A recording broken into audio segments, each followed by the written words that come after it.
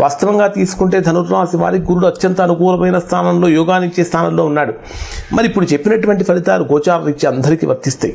ఎవరికైతే వర్తించడం లేదో, ఎవరైతే తీవ్రమైనటువంటి ప్రతికూలతలు పొందుతున్నారో దానికి కారణం ఏమైంటుందంటే, మీ వ్యక్తిగత జాతకంలో కనుక గురుడు 6, 8, 12 స్థానాలలో కనుక ఉన్నట్లయితే అప్పుడు ఈ గొప్ప ఫలితాన్ని పొందలేరు.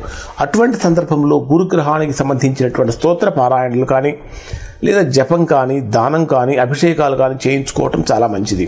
ప్రతిరోజు కూడా గో పూజ చేసుకోవటం, లేదా కనీసం గురువారం రోజున గోవును సేవించడం, గురువుకి అంటే గోవుకి ఇంత శనగలు ఆహారంగా సమర్పించడం వలన కూడా మంచి ఫలితాలు పొందుతారు.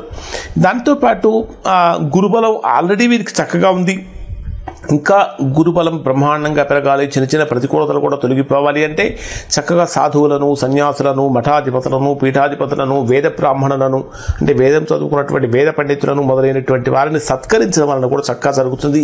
అన్నింటికంటే ముఖ్యంగా వీరి గురుబలం పెరగడానికి తండ్రిని కనుక పూజించినట్లయితే, తండ్రికి పాద నమస్కారం చేసినట్లయితే ధనుర్రాశిలో జన్మించినటువంటి వారికి చక్కగా గురుబలం పెరుగుతుంది. అంటే మాతాపితరుల యొక్క సేవతో ధనుర్రాశి వారు బ్రహ్మాండమైనటువంటి గురుబలాన్ని పొందుతారు.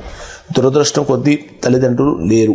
వారిని మనస్సులో స్మరించుకోవటం, వారి ఫోటోకి గురువారం రోజున ఒక నమస్కారం చేసుకోవటం, ఈ విధంగా చేయటం వలన కూడా మంచి ఫలితాలు పొందుతారు. ఇంకొక అద్భుతమైనటువంటిది ఏమిటంటే, పసుపు రంగు వస్త్రాలను దానంగా సమర్పించడం వలన కూడా ఈ ధనుర్రాశిలో జన్మించినటువంటి వారికి గురు సంబంధమైనటువంటి అనుకూలతలు పెరుగుతాయి.